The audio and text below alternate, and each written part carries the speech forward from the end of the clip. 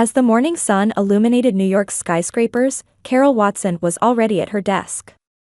She had built a career of over 10 years at a major accounting firm, and her colleagues admired her diligence and meticulousness. This morning too, she had arrived earlier than anyone else and was reviewing a client's financial statements. After glancing briefly at the skyline visible from the office window, Carol opened her planner to check this month's schedule. Circled in red pen was the date for her monthly remittance to her parents, a ritual she had maintained for 5 years. This habit began when her father David suffered a heart attack, and it had become part of her life. If Dad can't work anymore, and Mom needs care. Carol had thought at the time, and continued sending a sum larger than her own apartment rent to her parents every month. Fortunately, her father recovered, but Carol kept sending the money. Supporting her family was simply natural to her. During her lunch break, while eating a salad at a nearby cafe, Carol browsed through family photos on her smartphone. The screen displayed her sister Heather's radiant smile. Heather had a flashy, sociable personality, the complete opposite of Carol. Looking at pictures of her sister, always the center of attention at parties, Carol couldn't help feeling plain, in comparison. "Looks like she's uploaded new photos to Instagram," Carol murmured, checking Heather's latest posts. There were dozens of pictures showing dinner with friends at an extravagant restaurant. Though Carol sighed softly, she was relieved to see her sister doing well. Her parents, especially her mother Martha, had always been captivated by Heather. "Your sister needs more attention because you've always been so responsible and never caused any worry," Carol had heard her mother say countless times. Her father David was also somewhat indulgent with Heather, trying his best to fulfill her capricious demands. Carol checked her bankbook and reflected on her repeatedly postponed dream of buying a small Manhattan apartment. Just a little more patience, she told herself. She had become passive about dating lately and didn't even attend the matchmaking parties her colleagues invited her to. Dedicating her time and money to work and family was now her way of life. In the evening, as Carol was preparing to leave the office after a meeting, her smartphone rang. It was her parents. "Carol, wonderful news." Her mother Martha's voice was elevated with excitement. "Heather's engaged. His name is Jason Clark, and he's a lawyer. He's a wonderful man, and we've met him. The wedding is in 3 months. My goodness, that's wonderful." Carol replied, genuinely happy. "Please pass my congratulations to Heather." "Of course, I'll attend the ceremony. Is there anything I can help with?" "Thank you, Carol." "Well, there's a lot of preparation to do. Could you come home next weekend? We'd like to discuss some things together." "Sure, Mom. I'll arrive Friday evening." After hanging up, Carol took an old photograph of Heather from her desk drawer. It showed them as children, holding hands on a beach. "My little sister is getting married," she whispered, silently praying for her sister's happiness. Then she began considering what gift to give for the wedding. Friday evening, Carol stepped out of a taxi and stood before her family home. Beautiful, well-tended flowers bloomed in the small garden, and the warm glow of the entrance light welcomed her. Her heart raced with nostalgia and the excitement of discussing her sister's wedding plans. When she knocked on the door, her mother Martha immediately rushed out. "Carol, you're here," she exclaimed, opening her arms and embracing her daughter. Behind Martha, her father David appeared and quietly patted his daughter's shoulder. "You look well," Carol said with relief. Her father's complexion showed no trace of his previous illness, he looked the picture of health. "Oh yes, I am. Not nearly as bad as you worried about," David laughed cheerfully. "Come in, Heather's here too." In the living room, Heather was sitting on the sofa, looking at her smartphone. She flipped her flashy blonde hair and gave Carol what seemed like a somewhat patronizing smile. "Hi sis, you made it. Everything okay, with work?" Heather's voice had a superficial kindness, but her eyes suggested she was thinking about something else. "Yes, I adjusted my schedule," Carol answered calmly, placing her suitcase in the hallway. "So, how are the wedding preparations coming along? Tell me more about Jason." Heather immediately began enthusiastically talking about her fiancé, detailing everything from their meeting to his proposal. Her words were peppered with phrases like wonderful family, home in an upscale neighborhood, and a partner track. Carol smiled as she listened, but couldn't help wondering, are those the kind of criteria important when choosing a spouse? After dinner, the four gathered in the living room and began discussing wedding details over coffee. "It sounds like it's going to be a lovely wedding," Carol said. "Is there anything I can help with?" After a moment of silence, Martha hesitantly said, "Actually, Carol, your help has already been a huge support." "What do you mean?" Carol tilted her head. Martha and David exchanged glances, seeming to confirm something with each other. David cleared his throat slowly and began speaking. "You see, Carol. The money you've been sending us every month." He seemed to be choosing his words carefully. "We've been putting it toward Heather's wedding expenses." Carol doubted her ears for a moment. "What?" "But that money was..." "I was sending it for Dad's medical expenses and your living costs." Martha quickly interjected. "Yes, that's how it started. But David's health improved, and we weren't really struggling that much." So you've been saving the money I sent?" Carol was becoming confused. "That's right," Martha smiled somewhat uncomfortably. "In the end, we decided to use it for Heather's wedding. With the money you've sent over 5 years, we can have the most magnificent wedding."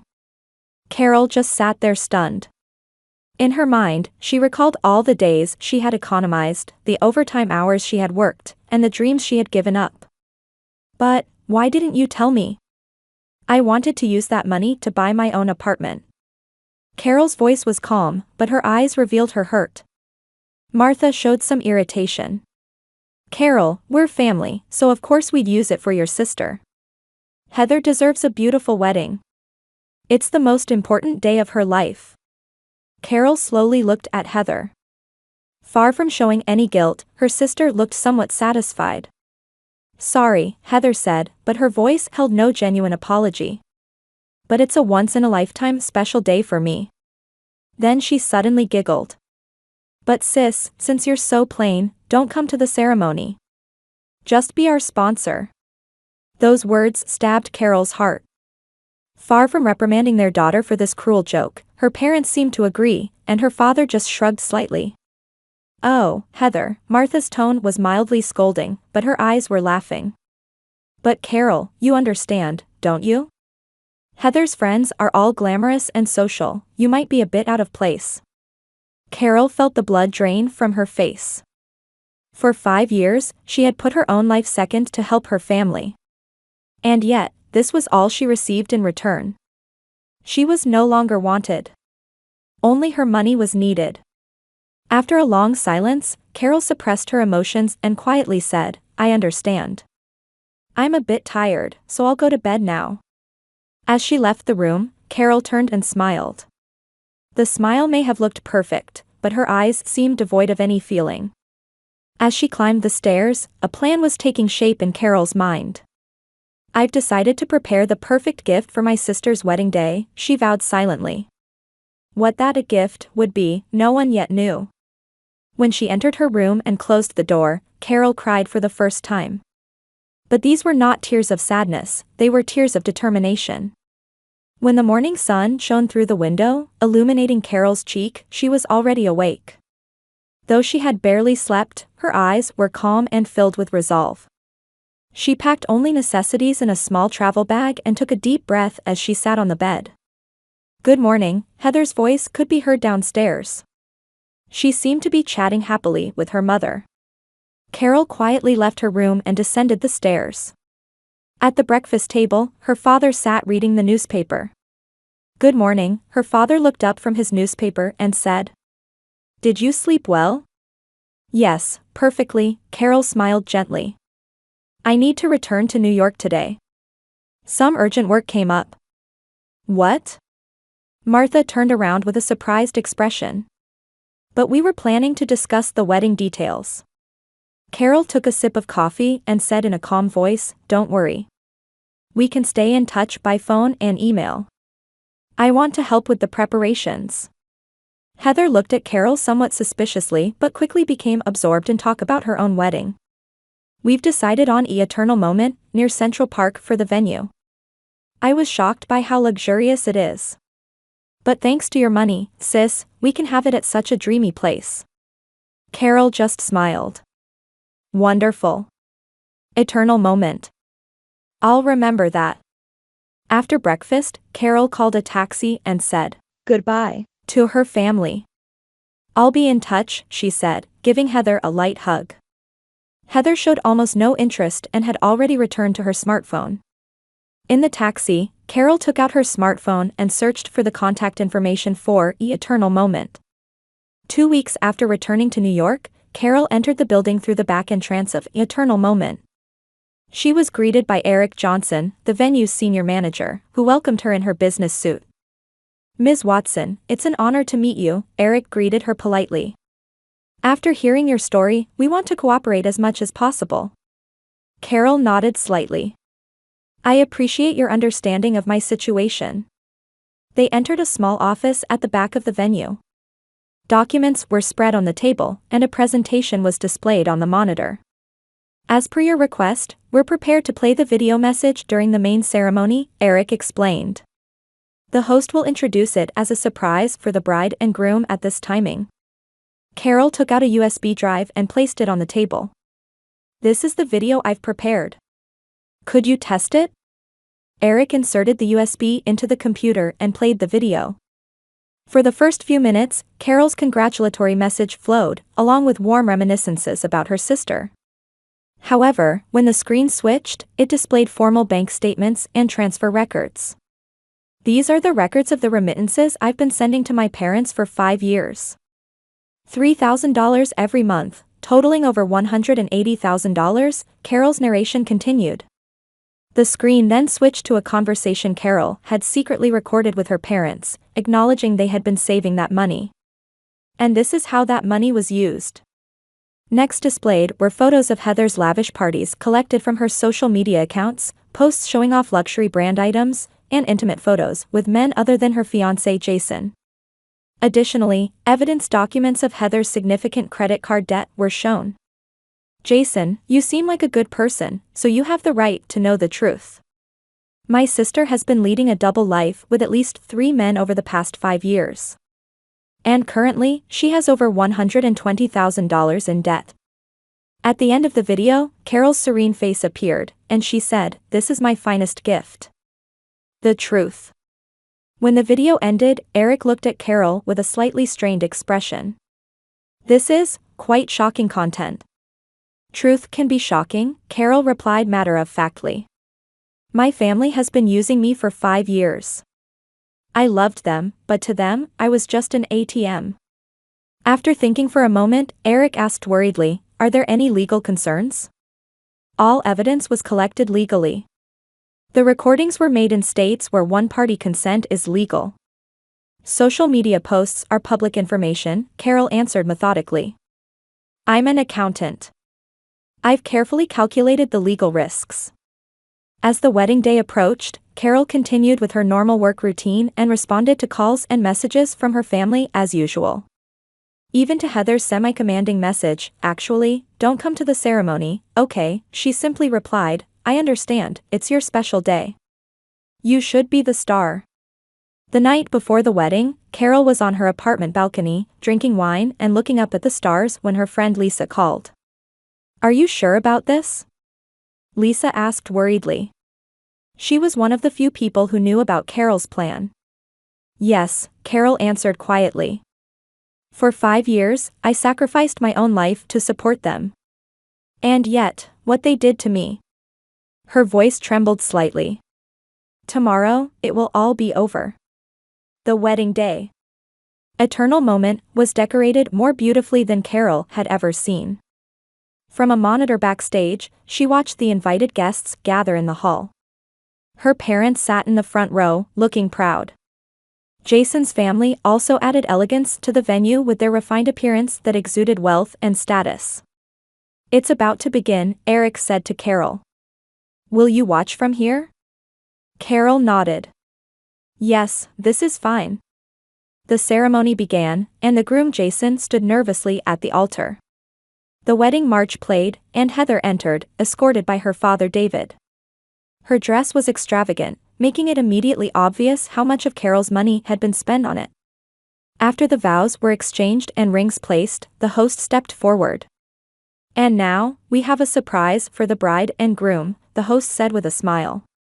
A special video message from the bride's sister, Carol Watson. The screen in the hall descended, and the lights dimmed. For the first few minutes, as Carol's warm congratulatory message played, Heather smiled, though somewhat puzzled. However, when the screen changed and bank statements began to appear, Heather's expression froze. And as the true nature of her and her parents was revealed one after another, the venue fell silent. When photos of Heather with her lovers were shown, the groom Jason changed color and stood up. When evidence of Heather's debts was presented, his father also rose, watching the screen with a stern expression. When the video concluded with Carol's words, "This is my finest gift." The truth, the venue was already in an uproar. Carol quietly watched the confusion in the hall through the monitor. There were no tears on her face, just an expression of relief, as if something had ended. "Ready?" Eric asked softly. "Yes," Carol answered in a composed voice. "Let's proceed to the next step, as planned." The venue had fallen into complete chaos. Guests were looking at each other, whispering, and some had started taking videos with their phones. Heather stood in front of the altar, her face pale. "This is nonsense," she shouted in a trembling voice. "My sister is lying. She's just jealous." The groom Jason stood motionless, simply stunned. His eyes were dark with betrayal and anger. "Is this true, Heather?" His voice was quiet, but his words echoed throughout the venue. "No, Jason." Heather desperately grabbed his arm. "Those photos are old. They're from before we met." Jason's father stepped forward and placed a hand on his son's shoulder. "Son, we should leave," he said in a stern voice. "There's no need to continue this farce." At this moment, Carol quietly entered through the rear door of the venue. She walked confidently in a simple navy blue dress. All eyes in the venue turned to her at once. Her parents, David and Martha, stared at their daughter accusingly from the front row. "Carol, what have you done?" Martha cried out in a trembling voice. Carol walked calmly down the central aisle and stopped in front of the altar. "I only told the truth, Mom," she said. "But why?" David choked on his words. "We're family." "Yes, we are family," Carol answered calmly. "And that's precisely why we should have cherished and respected each other, don't you think?" She gazed at Heather and then turned to the groom Jason. "Jason, I'm sorry. Perhaps you shouldn't have learned the truth this way. But I thought you had the right to know everything before starting a new life." Jason stared at Carol for a long time, then quietly nodded. "Thank you," he managed to say. Carol took an envelope with documents from her bag. "Actually, I had prepared a different gift," she pointed at the screen on the stage. Eric received the signal, and a new image was displayed. It showed a bank account statement with a balance of $500,000. For 5 years, I had also been saving for my sister's future. I had prepared this money as a down payment for Heather and Jason's new home. Gasps of surprise rose from the audience. Heather was speechless, and her parents were stunned. "But that money has now been donated to a charity called A Fresh Start," Carol continued. "This organization supports people who have been hurt by family betrayal." The screen displayed a donation certificate, confirming that $500,000 had indeed been donated in Carol Watson's name. "Family is built on trust," Carol said quietly. "You betrayed that trust. I will never be deceived again." The groom's father stepped forward and said to Carol, "Ms. Watson, I respect your courage. Thank you for revealing the truth to protect our family's honor." He looked sternly at Heather and her parents. "The Clark family does not associate with such dishonest people." "Dad." Jason raised his voice. "Son, it's decided," his father said with a resolute voice. "This engagement is over. Right now." Jason took a deep breath and gazed at Heather.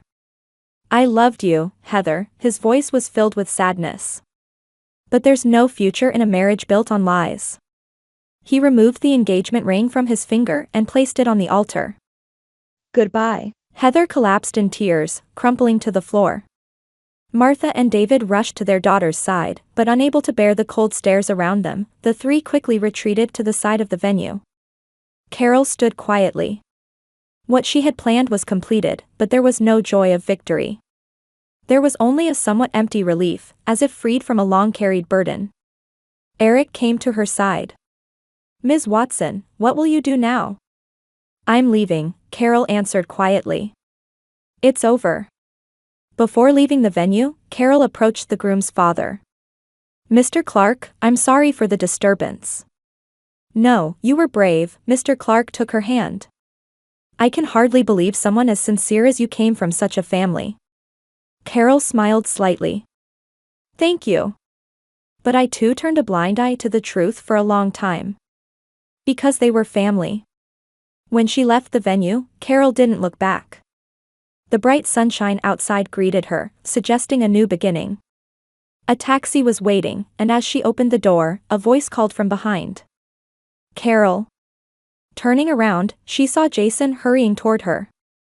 Can we talk? He asked with a serious expression. Carol was a bit surprised, but nodded calmly. Of course. Why did you go so far? Jason asked quietly. That $500,000. Did you really save it for your sister? Yes, Carol answered honestly. I loved my family. But they only exploited my affection. I understand, Jason nodded deeply. Your sister was very captivating. But I'm glad I got to know the real her. Before the marriage. Carol lightly touched his arm, showing empathy. I hope you can make a fresh start. You too, Jason smiled slightly. They exchanged goodbyes, and Carol got into the taxi. To the airport, please, she told the driver. As the taxi drove away, Carol gazed out the window. Complex emotions swirled in her heart, but strangely, her heart felt light. Now free from the burden of 5 years, she was ready to reclaim her own life. 1 year later in New York. Carol was admiring the view of Manhattan's skyscrapers glinting in the morning sun from the balcony of her apartment. With a warm coffee in hand, she took a deep breath. 6 months had passed since she purchased this condominium, and she felt a quiet joy in finally having a place she could call her own. Carol, are you ready? Lisa's voice came from inside. She was Carol's best friend, and their bond had deepened since that wedding day. Yes, just a moment, Carol answered, finishing the last sip from her coffee cup. Back in the apartment, Lisa was reviewing documents in the living room. This charity program application is well written, she said with a smile. You're doing something truly wonderful, Carol. Carol nodded slightly. Thank you, she answered gently. Since I started participating in a Fresh Start activities, my life has truly changed. A few months after the wedding, Carol had begun volunteering with the charity she had donated to. And now, she was thriving as the program director for an initiative supporting people betrayed by family.